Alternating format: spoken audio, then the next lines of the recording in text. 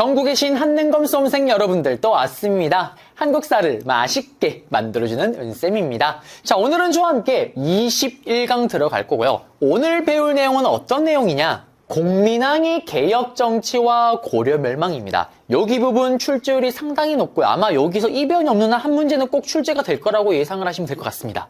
특히 공민왕 같은 경우는 고려 시대면은 기본적으로 항상 나오는 빅4 왕 중에 한 명이죠. 우리가 앞에 배웠던 태조, 왕건, 광종, 성종 그리고 공민왕입니다.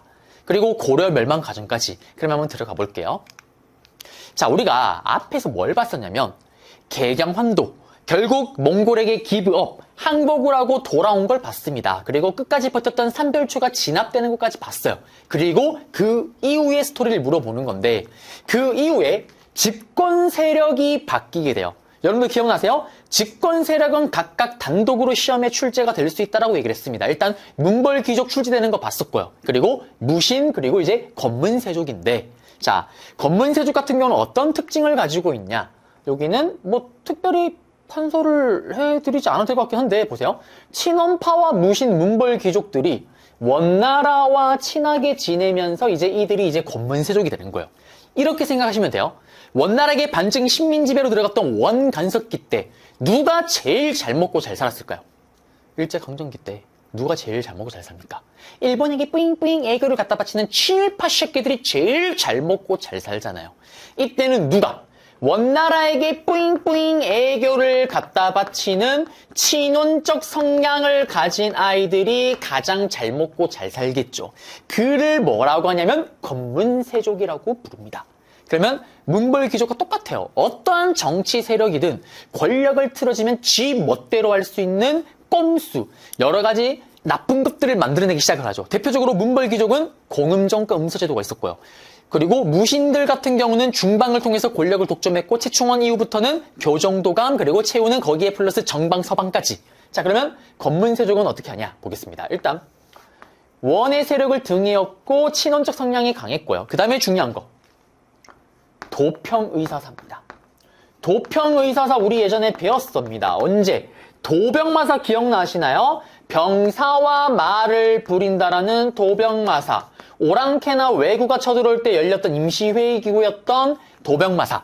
재신과 추밀이 들어갔던 제추회의, 높은 사람들이 들어갔던 귀족회의, 그리고 고려에 맺었던 고려의 독자적인 기구. 이게 시간이 흘러 원간섭기 때 도평의사사로 이름이 바뀌면서 임시기구가 아니라 항상 있는 상설기구로 바뀝니다. 그리고 예전부터 있던 음서를 통해서 여전히 또 지들끼리 또 권력을 독점을 하고 있고요. 그 다음에 중요한 건 이거예요. 대농장을 소유하였다라는 거. 이건 또 무슨 말이냐? 여러분들, 얘들이 원래부터 이렇게 땅이 많았을까요? 원래부터 땅이 그렇게 많지 않았습니다. 근데 얘들은 원나라에게 뿌잉뿌잉 애교를 갖다 바치면서 원나라를 등에 업고 땅을 뺏었던 거예요. 어느 정도였냐? 길을 가다가 여러분들이 은동진을 만났어요. 어머, 동진 건문세족 하이루? 안녕하세요. 동진씨 집이 어디예요? 저희 집은요. 신도림역에서부터 청량리역까지입니다. 그러면은 서울 지하철로 치면 여기서 여 끝까지예요.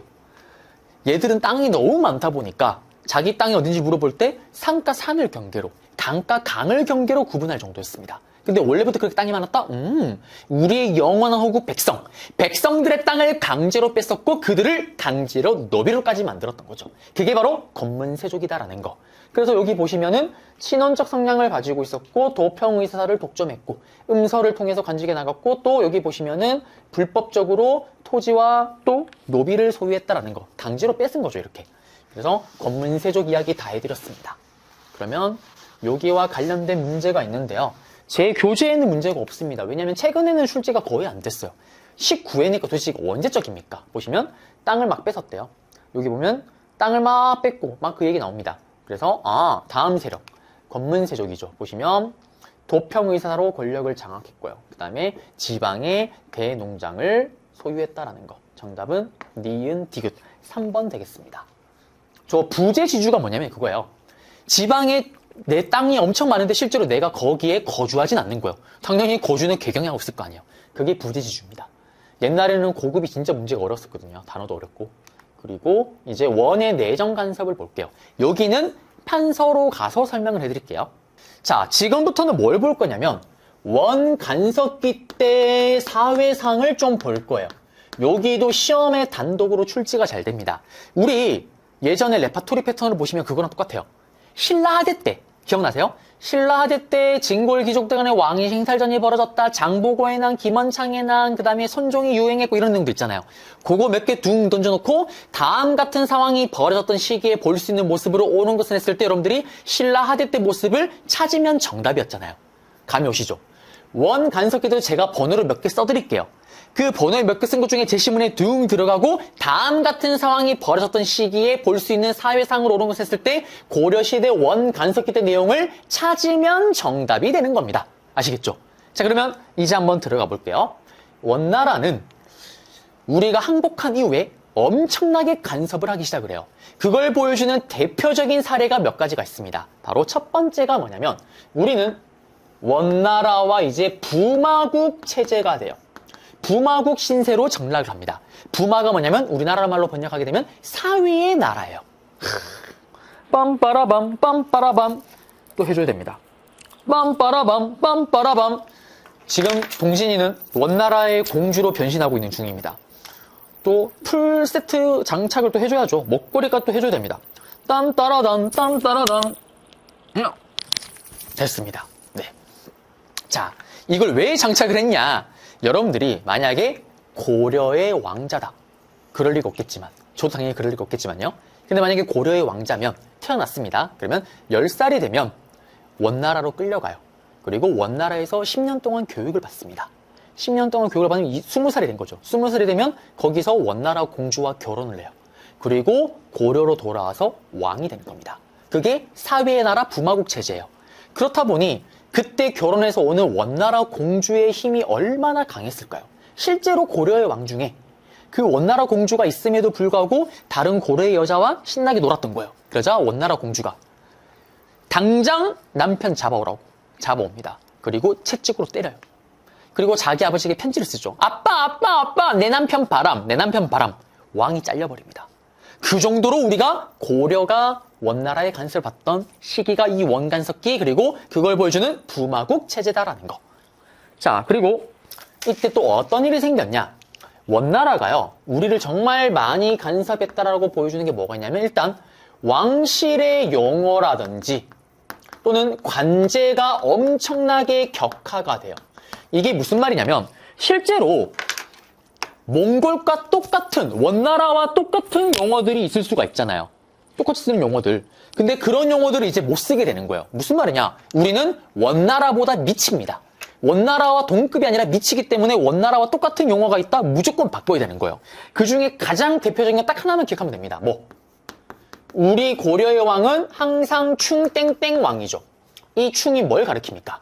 충성하라 누구에게? 원나라 황제에게 충성하라는 의미에서 충땡땡 왕이죠. 충여랑, 충성왕, 충모광 다 충땡땡이 붙습니다. 이게 원간섭기 때 또 보여주는 대표적인 사례고요. 세 번째, 몽골의 꿈은 뭡니까 여러분들? 세계 정복입니다. 몽골의 꿈은 세계 정복이에요. 그럼 이제 어디로 가야 될까요? 고려를 접수했으니까 이제는 일본으로 가야 되겠죠. 근데 문제는 일본으로 가려고 딱 봤더니 배를 타고 가야 돼요. 몽골은 기마민족입니다. 배가 없죠. 그래서 몽골이 일본을 치기 위해 우리 보고 배를 만들라고 시킵니다. 그러면서 만들었던 게 뭐가 있냐면 정복을 한다. 어디를? 동쪽을. 일본을 정복하기 위해 만든 기구였던 정동행성. 정동행성이 설치가 돼요. 그리고 우리는 1차, 2차 일본 원정을 몽골군과 함께 펼칩니다.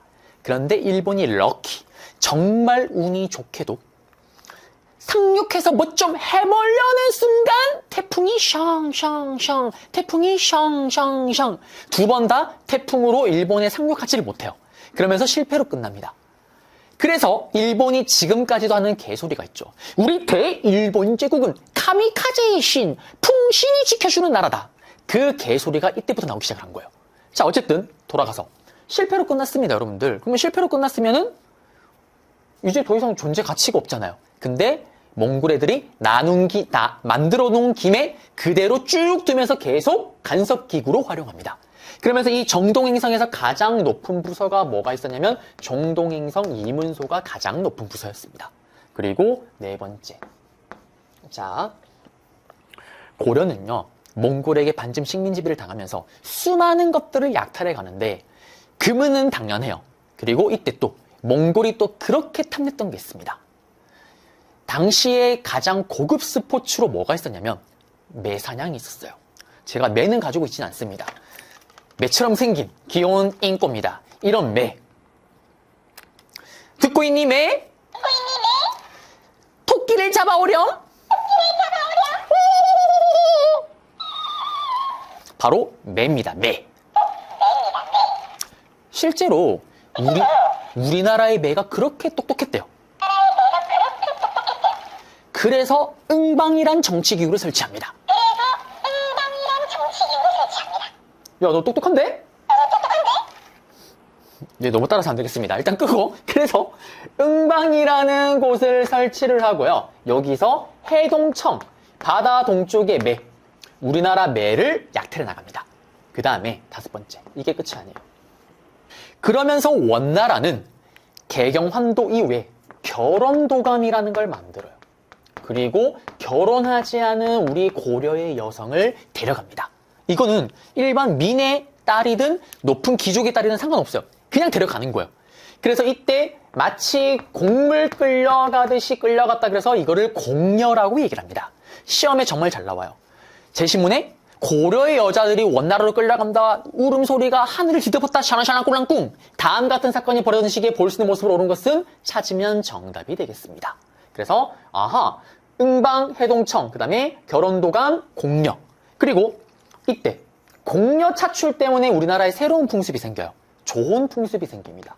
자, 무슨 말이냐, 여러분들 듣고 계신 여성분들 있더라면 옆 동네 사고 있는 동수랑 결혼을 할래요? 생판 모르는 외국인이랑 결혼할래요? 대화도 안 되는. 아무리 동수가 찐따고 코 질질 흘려도 그래도 대화는 되잖아요. 맞죠? 동수를 택할 겁니다. 무슨 말이냐? 원나라 끌려가서 결혼할 바에는 그냥 아무나 결혼하는 게 차라리 나은 거예요. 그래서 이때 엄청 어린 나이에 결혼하는 게 유행이 됩니다. 왜? 결혼해야지 안 끌려가니까. 이런 좋은 풍습이 또 생겨나기도 했다라는 거고요. 그 다음에 또 고려의 여자가 어쨌든 많이 끌려가니까 고려의 양식이 어디에? 중국 원나라에서 유행을 하게 됩니다. 자, 그리고 여섯 번째. 몽골은요, 우리를 관리 감독하기 위해서 다루가치라는 아이를 보내요. 그리고 여기 무슨 치치치치치치치 이게 다 몽골어의 어원이에요. 임금님 수라상 몽골어입니다. 그 다음에 벼스라치 장사치 치치치 다 몽골어의 흔적이에요.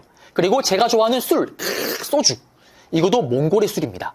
그 다음에 볼에 바르는 연지공지, 은장도, 제가 술 먹고 잘 먹는 썰렁탕, 다 몽골이에요. 몽골 영향을 그렇게 많이 받습니다. 이 얘기를 왜 하냐. 다루가치를 비롯해서 몽골 문화가 대거 들어오면서 자연스럽게 우리나라에서는 몽골풍이 유행하는 거예요. 그래서 몽골풍이 유행하였다. 정답으로 정말 많이 들어가는 겁니다. 그리고 이런 원간섭기 때 어떤 일이 있었냐면 충성왕이라는 왕이요, 원나라 수도 베이징에 망건당이라는 학문연구소를 만듭니다. 그래서 인물 문제로 나중에 다시 보겠지만 단독으로 출제되는 이재영 같은 인물과 함께 가서 여기서 또 원나라 또 중국의 학자들과 교류하면서 우리나라가 학문이 발달하고 성리학이 들어올 수 있는 토대를 만들었다라는 거. 그리고 원간섭기 때 우리나라에 목화가 들어옵니다. 목화가 들어와요.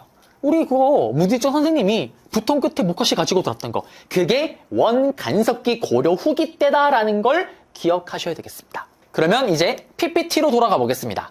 원의 내정 간섭인데요. 아까 제가 얘기했던 것처럼 제가 번호로 매긴 것 중에 몇 개가 제시문에 둥 들어가고 다음 같은 상황이 벌어졌던 시기에 볼 수 있는 곳을 쓸 때 나머지가 정답이 되는 겁니다. 그리고 영토 상실인데 이거는 쉽게 설명하면 조선 총독부를 3개를 만들었다고 보시면 돼요. 동령부와 탐라총관부, 우리 탐라총관부는 삼별차 때 배웠잖아요. 제주도고. 쌍성총관부 청령 이북 땅일 텐데 이거는 기억해야 됩니다. 요거는 제가 지금 자세히 설명 안 한 이유는 공민왕 때 다시 한번 다루려고. 자, 그리고 관제 격하 떨어져요. 관제가 어떻게? 왕실 용어가 다 충땡땡왕. 그래서 시험에 나오면 이렇게 나오게 돼요. 충땡땡왕 왕이 계보도를 던잖아요. 다음과 같은 왕이 제위했던 시기에 볼 수 있는 모습으로 오는 것은 이 시기를 물어보는 거죠. 그 다음에 다 관제가 떨어지고요. 뭐 중서문화성, 상서성, 이성은 합쳐서 그냥 첨이부라고 얘기하고 다 떨어집니다. 근데 헷갈리면 안 되는 게 도평의사사는 격하가 아니라 도병마사 기능이 강화된 거죠. 임시기구에서 상설기구로.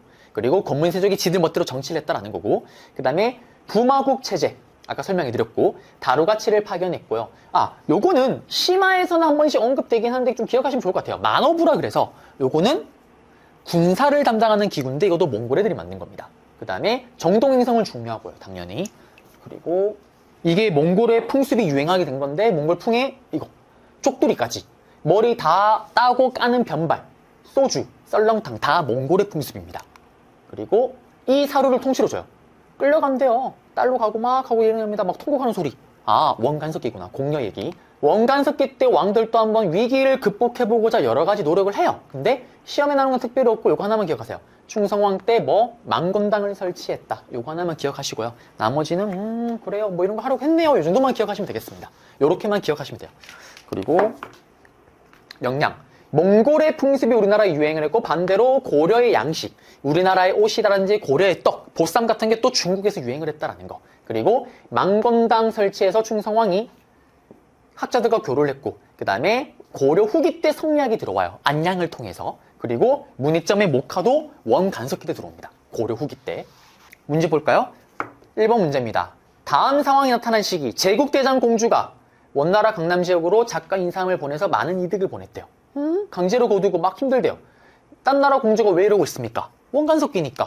그러면 이 시기 때 볼 수 있는 거는 쭉쭉쭉쭉 보시면 여기 몽골 풍이 유행했다. 지배층을 중심으로 변발, 머리 뒤로 따는 거. 호목이 뭘까요? 오랑캐호, 오랑캐옷을 얘기를 합니다. 그래서 정답은 3번이 되겠죠.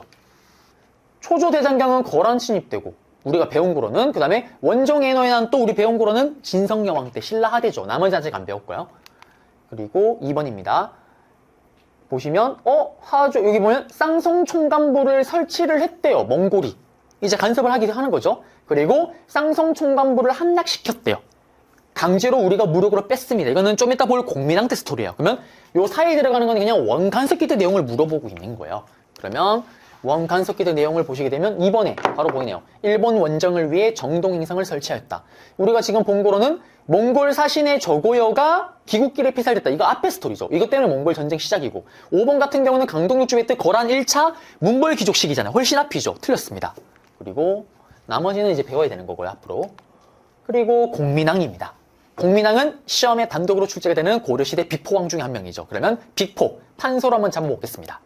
자, 그러면 이제 공민왕 한번 들어가 보겠습니다. 공민왕은 당연히 시험에 왕으로 단독 출제가 될 거고요. 공민왕의 업적 한두 개 던져놓고 제시문에 다음 자료와 관련된 왕의 업적으로 옳은 것을 했을 때 또 다른 공민왕의 업적을 찾으면 정답이 되겠습니다. 그러면 공민왕을 들어가려기 전에 일단 지도를 하나 그리고 시작을 할게요. 자, 여기 보시면 고려가 이렇게 있었고요. 우리는 앞에서 뭘 봤냐면 몽골이요, 중국 전체를 지배하고 원나라가 되는 걸 봤습니다. 그런데 시간이 흘러 이 오랑캐 몽골에 저항해서 오리지널 한족이 만든 나라 명나라가 등장을 해요. 그리고 명나라가 힘이 자꾸 세집니다. 그리고 다들 아시는 것처럼 결국 명나라가 원나라를 몰아내잖아요. 이러한 시기를 뭐라고 얘기를 하냐면 우리는 원명교체기라고 이야기를 합니다. 이 교체기 시기 때 왕이 누구냐면 공민왕인 거예요. 공민왕도 똑같아요. 어린 나이에 원나라로 끌려갑니다. 그래서 원나라 이름이 빠이엔띠무르예요. 빠이엔띠무르. 빠이엔띠무르. 띠무르가 20살에 공주와 결혼하고 그 유명한 노국공주와 결혼하고 고려로 돌아오죠. 그러면서 이제 왕위에 오르게 되는데 이 공민왕 같은 경우는 어떤 왕이냐? 다들 아시는 것처럼 아주 똑똑했던 왕입니다. 당시 국제 정세를 정확하게 읽었던 거예요. 뭐냐? 지금 원나라는 고려에 신경 쓸 겨를이 없다. 명나라랑 싸우느라 정신이 없다. 이 틈을 타서 우리는 드디어 때가 왔다. 원나라에게 반대하고 우리 고려의 자주성을 되찾을 수 있는 반원 자주 정책을 펼칠 때가 왔다라고 생각을 합니다. 그러면서 본격적으로 완공 강화 정책 플러스 반원 자주 정책을 펼치게 되는 거예요. 가장 먼저 했던 게 뭐냐?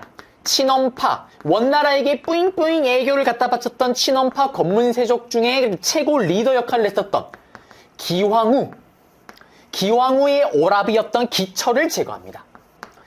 공녀로 끌려갔던 여성 중에 황후 자리에 오른 사람이 있어요. 그가 바로 기왕후입니다. 그 기왕후의 오라비를 날려버린 거예요. 그리고 오랫동안 유지가 되어오고 있던 몽골풍을 싹 다 폐지합니다. 그러면서 그 전에 큰 인기를 끌었던 변발, 그리고 오랑캐 옷을 입는 호복, 이런 것들을 다 없애버리는 거예요. 그래서 왕위는 보세요. 충민왕이 아니잖아요. 공민왕입니다. 충어를 안 붙이죠. 반원 자주 정책을 활발하게 펼치고 있었던 거예요. 그리고 떨어졌던 관제 다시 원상복구시킨 거예요. 그리고 가장 중요한 거, 영토 확장을 펼치는데 어딜 공격을 하냐? 바로 샹숑 총감부, 샹숑 총감부. 원나라가 우리를 간섭하기 위해서 만든 천령 이북에 만든 식민지 기구였던 샹숑 총감부. 이 샹숑 총감부를 유인우 장군으로 하여금 정복하게끔 합니다. 그래서 유인우 장군은 쌍성 총감부를 수복하게 되는 거죠. 이게 공민왕 문제 나올 때 가장 정답이 잘 되고 제시문으로 제일 많이 활용되는 빅2입니다. 광종이 과거제 노비안검법이 빅2라면 여기는 쌍성 총감부인 거예요. 유인우 장군으로 하여금. 그리고 또 여러분들 헷갈리면 안 되는 게, 헷갈리는 거 아니고 이렇게 생각하시면 될 것 같아요. 좀 발음이 좀 센 발음 같은 경우는 사실 중국입니다. 이게 무슨 말이냐면, 보세요. 중국은 좀 센 발음을 좋아해요. 우리는 이렇게 센 발음이 거의 다 욕이잖아요. 맞죠? 그래서 제가 너무 황당했던 게, 제가 중국에서 좀 몇 달 거주할 때 중국 사람들이 절 부를 거 아니에요. 은동진을 부르면 어떻게 부르는지 아세요? 은이 인으로 바뀌어요. 중국에서는. 그 다음에 동이, 진이 어초군이 없는 거로 바뀌어요. 뭐냐? 제가 중국에서는 인똥점, 제가 중국 이름은 똥전이에요. 돌아버립니다. 아침마다 맨날 똥점, 돈이 똥처럼 없는 놈, 똥점, 막 이렇게 들리는 거예요. 대빵 짜증이 나요. 네, 그래서 제가 중국 이름 하나 파야 되나 이 생각도 옛날에 어릴 때 썼던 게 기억이 나는데, 다시 돌아가서 중국은 이런 센 발음 좋아한다니까요. 기억나세요? 후주에서 기화했던 중국의 쌍기가 광종에게 과거제를 건의했었죠. 그 다음에 또 기억나세요? 살리타. 여러분들은 지금 살리타로 배우는데, 제가 고등학교, 중학교 학창시절에는 살리타가 아니고 쌀리타로 배웠어요. 쌀리타. 네. 쌀리타. 지금은 살리타지만. 그리고 여기 쌍송 총감부, 이렇게 센 발음이 들어가는 거는 전부 다 중국이다. 특히 여기는 어디다? 몽골 원나라다라는 거 기억하셔야 되겠습니다. 자, 그래서 반원 자주 정책을 이렇게 활발하게 펼쳤어요. 그리고 이제 왕권을 강화시키기 위한 정책도 펼치는데, 다 공민왕 업적 문제로 시험 문제 다 나오는 것들입니다. 자, 먼저 정방을 또 폐지를 시켜요. 선생님, 이 정방 그거 아니야? 최후 때 만든 거? 인사권을 지 멋대로 하는 거? 자기 집안에서? 이거를 건문세족이 그대로 활용하고 있었던 거예요. 건문세족도 자기들이 이득 볼 수 있는 것들은 안 없애고 그대로 사용하고 있었던 거예요. 이 정방을 이때 폐지를 합니다. 그 다음에 정동행성 기억나시나요? 일본을 정복하고 실패로 끝나자 그대로 놔뒀던 거. 이 정동행성 중에 가장 센 부서였던 이문소를 공민왕이 또 폐지를 시킵니다. 그 다음에 가장 중요한 거, 공민왕 문제 빅2, 바로 전민병정 도감을 설치를 하고 신돈에게 힘을 실어줍니다. 스님이었던 이 신돈은 공민왕의 힘을 얻어 전민병정 도감을 실시를 하죠. 이걸 통해서 엄청난 일을 해냅니다. 이게 뭐냐? 밭전, 땅가 농민들에게 나눌 변, 정확하게 땅을 나누어주는 임시기구라는 의미예요. 전민병정 도감은. 무슨 말이냐? 자, 공민왕은 왕임을 강화시키고 싶습니다. 그러면 누구를 밟아줘야 돼요? 본인에게 대들고 원나라에게 더 충성하는 건문세족 새끼를 밟아야 됩니다. 그러면 이 건문세족을 밟아야 되는데, 우리 앞에서 봤잖아요. 건문세족의 가장 큰 특징이 뭐였어요? 대농장과 수많은 노비잖아요.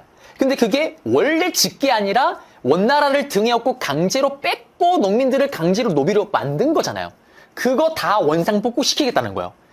불법적으로 뺏은 땅, 농민들로부터 뺏은 땅을 정확하게 다 분석하고 조사를 해서 다시 나누어 주겠다라는 게 전민병정 도감입니다.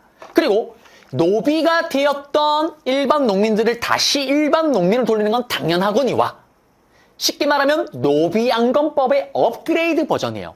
노비안검법은 노비를 안전하게 검사해서 불법으로 노비가 된 일반 농민을 돌렸더라면 전민변정도감은 그거는 당연하거니와 민들의 땅을 정확하게 다시 나눠주는, 불법적으로 뺏은 땅까지 나눠주는 더 업그레이드된 정책이었다라는 거. 이게 신돈의 건의로 이루어집니다. 그래서 공민학 문제가 나올 때 정답이 되거나 제시문에 제일 잘 들어가는 게 쌍성총관부 수복, 그 다음에 전민변정도감 설치입니다. 아시겠죠? 자, 그리고 기타 등등은 또 뭐가 있냐면 성균관, 성균관을 새롭게 재편을 해요. 왜? 무슨 말이냐면 지금 건문세족이 음서 같은 꼼수 등으로 지들이 권력을 틀어쥐고 있잖아요. 그래서 과거제를 깔끔하고 더욱더 깨끗하게 만들어야 돼요. 그래서 진짜 실력으로 능력 있는 애들이 들어올 거 아니에요. 그거를 했다라는 거예요. 이거는. 자, 그 다음에 정치는 제가 항상 뭐라고 얘기합니까, 여러분들? 쪽수 싸움입니다. 응? 내가 아무리 잘생기고 내가 아무리 전교 1등이고 전국 1등 하면 뭐예요? 반에서 왕따면 어떠한 권한도 없습니다. 내 얘기를 아무도 안 들어주는데 뭘 합니까? 왕이 똑똑하면 뭐예요? 내 편이 아무도 없으면 할 수 있는 게 아무것도 없습니다. 그래서 공민왕이 친원파였던 건문세족을 견제하기 위해서 땡겨왔던 인물이 누구냐? 바로 신진사대부입니다. 이거는 제가 조금 이따 다시 신진사대부만을 가지고 다시 설명할 거예요. 그래서 여러분들이 좋아하는 사극, 사실 방송사에서 제일 많이 만드는 고려말 사극, 정도전, 정몽주가 등장했던 시기가 공민왕이에요. 그때 처음 간직에 나가는 거예요. 그래서 고려말 조선건국 드라마를 보게 되면 항상 처음 시작이 공민왕부터입니다. 왜? 이때 처음으로 시작을 하는 거니까. 그래서 요 얘기가 잡아드렸고, 또 공민왕은 정말 고려의 보기 드문 로맨티스트죠. 바로 노국공주. 비록 원나라에 의해서 강제로 결혼한 거긴 하지만 결혼하고 나서 노국공주를 정말 진심으로 사랑합니다. 그래서 너무 사랑한 나머지 노국공주가 세상을 떠나자 정신줄을 놔버리고 정치에 손을 놔버렸던 슬픈 왕이기도 하죠.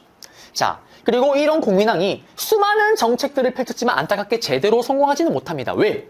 좀 이따 보겠지만 뭐 좀 해보려고 하면은 홍건적이, 뭐 좀 해보려고 하면 왜구가 쳐들어와요. 그래서 안타깝게 개혁은 제대로 하질 못했고 결국 자기 부하에게 죽임을 당하면서 공민왕의 개혁 정치는 끝이 났다라는 거. 그래서 시험에 나올 수 있는 것들은 다 정리를 해드렸습니다. 그러면 이제 다시 PPT로 돌아가 볼게요.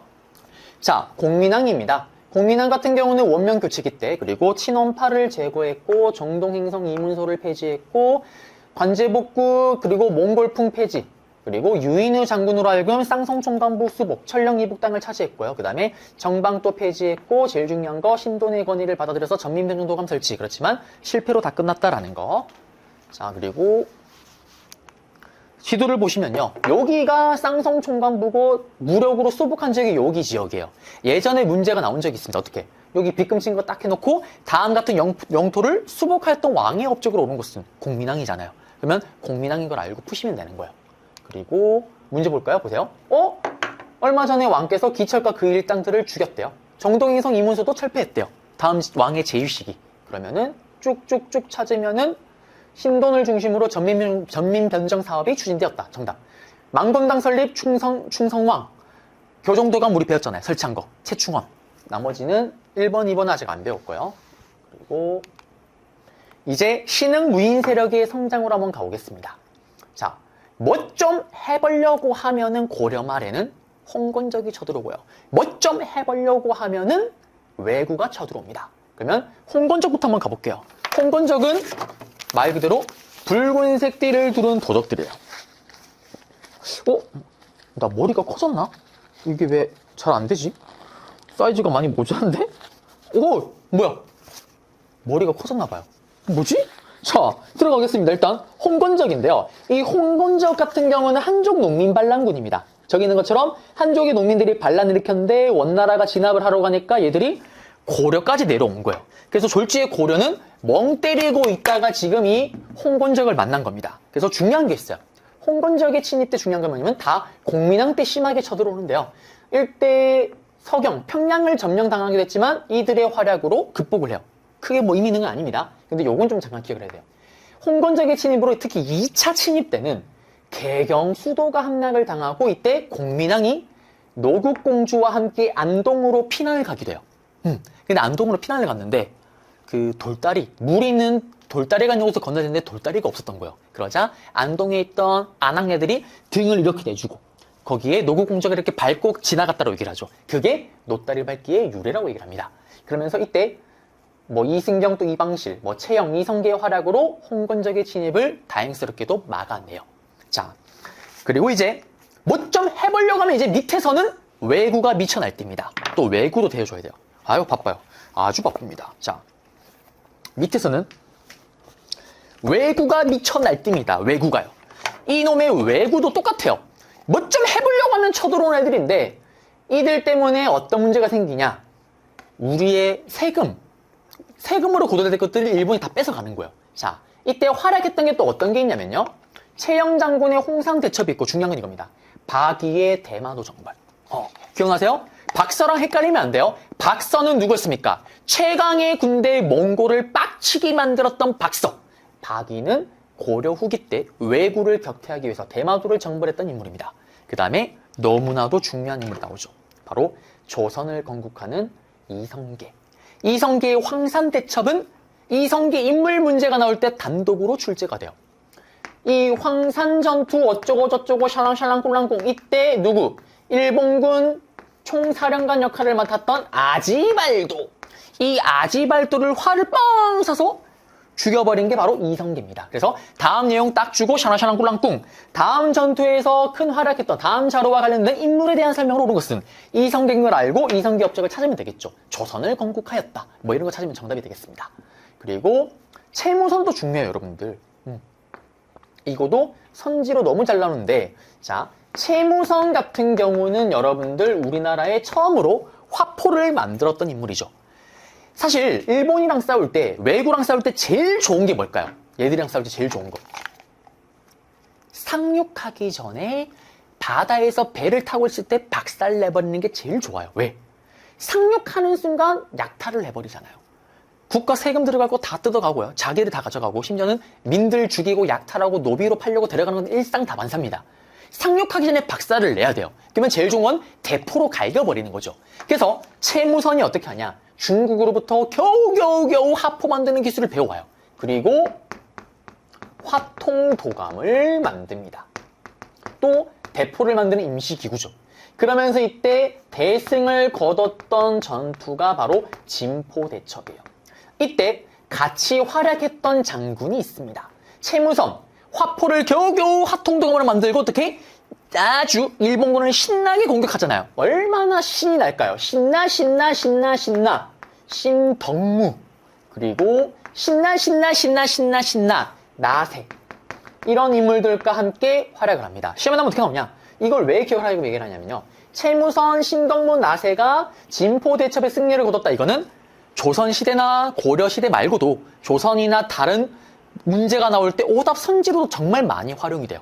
정답이 안 돼도 출제로 될 때 정말 선지로 많이 활용이 됩니다. 그래서 기억을 하셔야 된다는 거. 그래서 여기 내용들 잡아드렸어요. 그러면 여기는 사실 이걸 가지고 단독으로 출제하지는 않습니다. 근데 채무선 같은 경우는 제가 다다음 강의 때 보겠지만 채무선은 인물 문제로 단독으로 출제가 될 수가 있어요. 그러면 화통도감과 진포대첩이 정답이 되는 거고요. 나머지는 이성계는 인물 문제로 황산대첩이 활용이 되는 거고 나머지 같은 경우는 이제 그냥 전체 문제 흐름을 잡아주는데 이제 뭐 오답 선지로 활용이 되거나 이렇게 쓰일 거예요. 특히 노다리 밟기 같은 경우는 이거는 예전에 공민왕 업적 문제로 나올 때 활용된 적이 있긴 해요. 예전에 과거에 한 20회차 이전에 노다리 밟기 노구공주와 다음 밑줄 끈 왕의 업적을 오른 것은 했을 때. 자, 그래서 나올 수 있는 건 다 알려드렸습니다. 그래서 고려 말에는 엄청나게 이렇게 혼란스러운 시기였고요. 그리고 또 하나 기억이 되는 거 딱 하나. 이런 혼란스러운 시기에는 항상 국가적인 영웅이 등장을 합니다. 그 영웅이 이성계죠. 그리고 그러한 전쟁 중에 공을 세운 인물들이 하나의 세력을 이룹니다. 그거를 신흥무인 세력이라고 얘기를 해요. 자, 신흥무인 세력 얘기를 해드렸고요. 그리고 여기 보시면 진포가 여기에요, 여러분들. 신나, 나세, 심덕무, 채무선. 그리고 이성계 황산대첩이 여기고요. 그 다음에 우리 아까 그 선지로 봤었던 정지의 가문포 대첩 보이죠? 정지의 가문포. 여기입니다. 여기. 이것도 아마 향후 뭐 선지로 나오기 시작을 했으니까 고려 후기 문제가 나올 때 뭐 연표 문제 또는 시간은 여기 연표가 아니라 가나 사이에 들어갈 수 있는 에서 나올 수가 있긴 하겠지만 정답이 될 수 있긴 하겠지만 그래도 정답 확률은 좀 떨어지는 편이긴 하고요. 그다음에 박이의 대마도 정벌 이거는 기억하셔야 됩니다. 나중에 세종대왕이 이 종목까지 묶어서 제가 다시 한번 또 복습시켜 드릴게요. 그리고 이제 문제 볼게요. 보세요. 다루가치가 왕을 비판하면서 얘기했대요.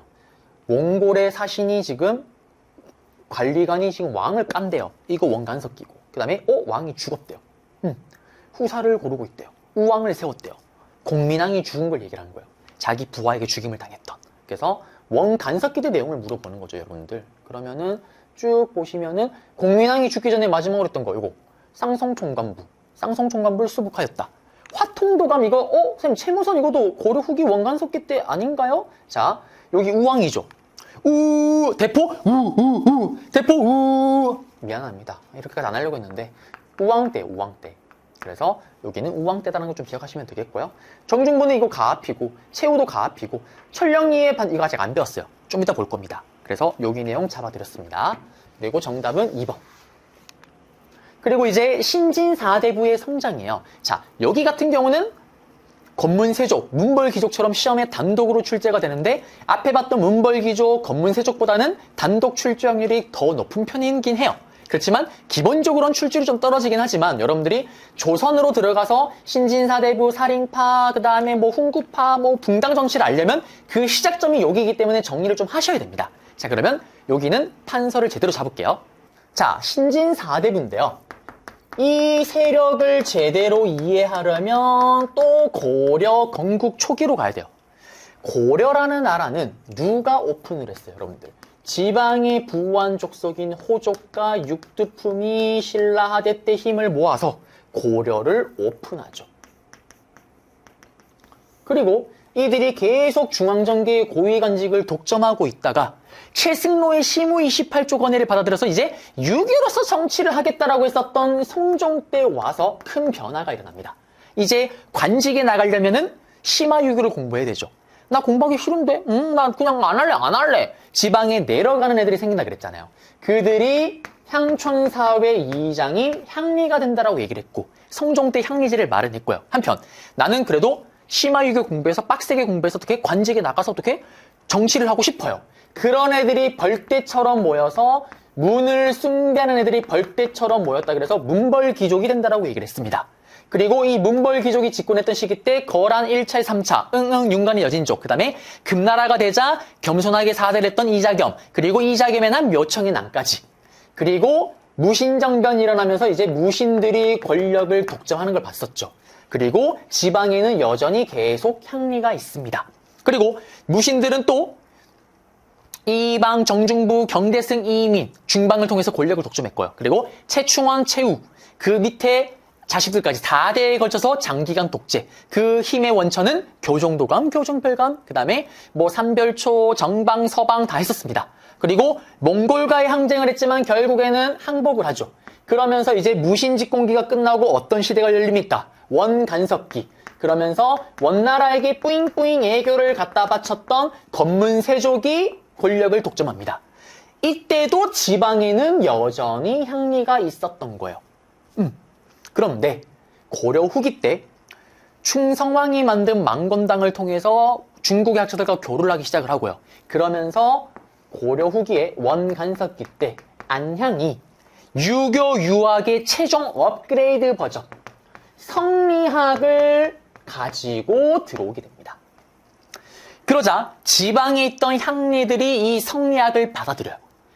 이들이 이 성리학을 사상적 기반으로 삼으면서 이들이 뭐가 되냐? 바로 신진사대부가 되는 거예요. 그러면 이 신진사대부는 성리학을 사상적 기반으로 삼았는데 이 기반을 삼았기 때문에 공민왕이 이들을 사랑하고 이들을 땡겨왔던 거예요. 왜? 그리고 건문세족과 엄청나게 대립을 하게 됩니다. 무슨 말이냐? 유교, 유학, 성리학의 제가 핵심 키워드는 뭐라고 얘기를 했어요? 충과 효라고 얘기를 했습니다. 충성하라, 충성하라, 충성하라, 충성하라. 이스킹 왕에게로 충성하라. 근데 건문세족은 누구에게 충성을 해요? 원나라에게 충성하죠. 그래서 신진사대부가 권문세족을 신나게 깝니다. 그 다음에 효를 달아, 효를 달아, 효를 달아. 임금은 만백성의 어버이다. 임금은 모든 백성의 엄마 아빠입니다. 그러므로 내 자식들 안 아프고 잘 클 수 있도록 잘 토닥토닥 해주고 케어해주고 관리해주는 건 당연한 거예요. 근데 이 권문세족 이 새끼들은 효를 다하나요? 왕에게 개기고 아빠한테 개기고 있고 그 다음에 심지어는 백성들 삥 뜯기 바쁘잖아요. 그러니까 신진사대부가 또 권문세족을 까는 거예요. 특히 권문세족의 입장에서는 성리학을 사상적 기반으로 하고 있는데 얘들을 보니까 얘들 어때요? 분리수고도 안 되는 희대의 개쓰레기입니다. 그래서 신진사대부는 권문세족을 아주 격렬하게 비판을 해요. 그리고 마음에 들었던 공민왕 이들을 대거 등용합니다. 그러면서 정도전 정몽주가 이때 정계에 진출하게 되는 거죠. 그리고 이 신진사대부는 고려 오픈을 앞두고 두 개의 세력으로 쪼개집니다. 급진개혁파와 옹건개혁파. 이 급진개혁파가 나라를 새로 판을 짜자. 아예 갈아엎자. 다들 아신 것처럼 정도전으로 대표되는 세력이고 옹건개혁파는 정몽주로 비롯된 세력들. 천천히 개혁을 하자. 나라를 바꾸는 게 아니라 리모델링 하자라는 거죠. 요거는 나중에 다시 한번 언급해 드릴게요. 그러면 신진사대부가 문제는 어떻게 나올까요? 방금 제가 했던 얘기들 슉슉 던져놓고 다음에 정치 세력에 대한 설명을 오는 것은 보통 정답은 성리학을 사상적 기반으로 삼았다. 찾으면 정답이에요. 그리고 얘들은 어떻게 중앙한지로 갈까요? 과거 시험으로 들어가겠죠. 음소로 가기에는 고위관직에 있는 사람들이 없잖아요. 그래서 공민왕이 과거제를 정비했던 거예요. 얘들이 들어올 수 있게끔 세팅을 해주는 거예요. 그거 안 하면 여기 가로막혀서 여기 못 들어갈 거 아니에요. 그 다음에 얘들은 중소지주입니다. 헷갈리면 안 되는 게 가난뱅이가 아니에요, 여러분들. 얘들 다 옛날에 호족 출신이에요, 여러분들. 자, 여러분들 보세요. 삼성 이재용의 입장에서는 서울에 빌딩 5채 가진 사람이 어떻겠어요? 거짓입니다. 이게 상대적인 거예요. 근데 우리 입장에서는 강남에 빌딩 5채를 가지고 있대요. 어떨까요? 핵수저죠. 다이아몬드 수저입니다. 우리가 꿈꾸는 삶이에요. 맞죠? 차이가 있을 뿐이에요. 얘들도 중소지주라고 하지만 얘들 지방에서는 그래도 잘 사는 애들입니다. 그걸 좀 기억하시면 되겠고요. 그래서 신진사대부 이야기 다 해드렸어요. 이제 PPT로 가볼게요. 자, 이제 볼게요. 보시면 대부분 향리 출신의 중소지주층이고요. 대표 인물은 정몽주, 정도전 등이 있고 충성왕, 충무왕 때 이제 슬슬 우리가 있어요. 약간 얼굴 좀 보여주다가 공민왕 때 본격적으로 진출하고요. 그리고 개혁 주도 세력이 됩니다. 그러다가 이들 가장 중요한 거는 성리학을 사상적 기반으로 그리고 권문세족을 비판하고 얘들은 성리학이 사상적 기반이니까 당연히 불교를 비판했겠죠. 그리고 전면적인 개혁. 그 다음에 옹건개혁파와 나중에 급진개혁파로 쪼개졌다라는 거. 네, 다 나중에 다시 설명해 드릴 거예요. 요거는 끝났고요. 그리고 보시면 두 개 비교한 거.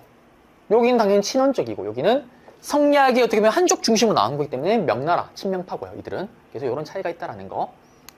그리고 책에 나온 적은 없습니다. 엄청 옛날 문제죠. 공민왕이 개혁을 추진하는 과정에서 중앙시주로 샤랑샤랑 꿀랑꿍 바로 신진사대부입니다. 정답은 성리학을 사상적 기반으로 삼았다. 정답은 4번이죠. 그리고 고려 멸망입니다. 자, 최근에 한능검 트렌드상 여기가 출제율이 상당히 높아졌어요. 옛날에는 이만큼 출제가 안 됐던 것 같은데 최근에는 출제가 잘 됩니다. 그러면 여기는 뭐와 비슷하냐? 우리 그 후삼국 통일과정 기억나시죠? 후삼국 통일과정을 시간 순대로 제가 번호를 매겨서 정리를 했잖아요. 그래서 또는 삼국 통일과정 시간 순대로 정리를 했었죠. 그래서 가와 나 사이에 들어갈 수 있는 내용을 옳은 것은 그렇게 나오기도 하는데 여기는 그거보다는 사건 제가 번호로 매겨 드릴 거예요. 그러면 하나 사건 주고 요거 이후의 내용을 옳은 것은 이렇게 보통 많이 내요. 그래서 몇 개 없습니다, 사건이. 그것만 정리하면 됩니다. 그러면 이제 다시 PPT로 한번 가볼게요. 자, 이제 고려 멸망 과정인데요. 고려 멸망 과정인데 한번 순서를 한번 정리해 볼게요. 첫 번째입니다. 첫 번째는 드디어 명나라가 원나라를 완전히 쫓아내고요. 자기네 몽골 초원으로 쫓아내고 명나라가 중국의 지배자가 됐습니다. 그러자 명나라가 이렇게 얘기하죠. 야, 고려야, 그거 아니? 내가 중국의 다시 지배자가 되었다. 그러니까 원나라가 니들에게 누렸던 고난을 내가 좀 누려야 되겠다. 니들이 샹샹샹샹샹샹 간부 강제로 유인을 통해서 그거 뺏어갔잖아. 야, 그거 다시 돌려받아야 되겠다. 라고 얘기를 해요. 그러면서 이때 철령 이북의 땅을 요구합니다. 그러자 어떤 일이 벌어질까요? 당시 권력을 틀어쥐고 있던 채영은 당시 왕이었던 우왕과 함께 전하, 저 무슨 말도 안 되는 소리를 짓거리고 있는 애를 다시 들어갈게요. 네. 전하, 무슨 저 명나라의 말을 들을 필요가 없습니다. 다시 할게요. 네. 전하, 저 명나라 말은 들을 필요가 없습니다. 어디 땅을 돌려달라고 그럽니까? 오히려 우리가 치러 갑시다. 그러면서 요동정벌을 외칩니다. 그러자 이성계를 비롯한 정도전을 비롯한 신진사대반에서의 급진개혁파들 피를 토하면서 반대를 하죠. 이때 이성계가 그 유명한 말을 하나 뱉잖아요. 바로 뭐냐면 이성계의 사불가론입니다.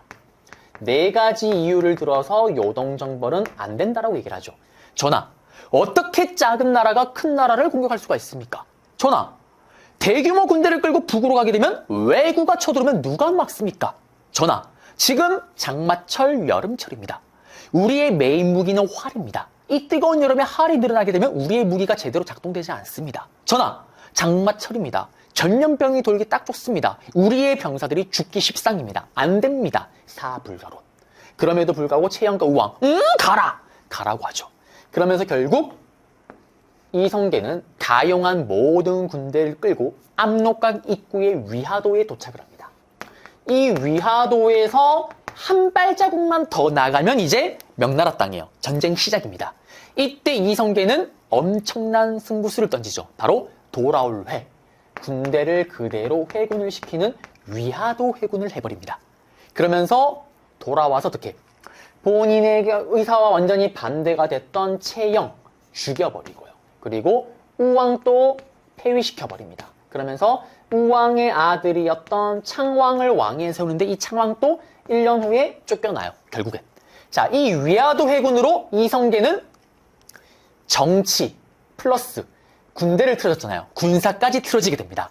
조선 건국이 거의 코앞까지 온 거예요. 그리고 이제 4번째 다 왔습니다. 이제 바로 나중에 조선 시대에 가서 다시 배우겠지만 과전법이라는 거를 시행을 옮겨요.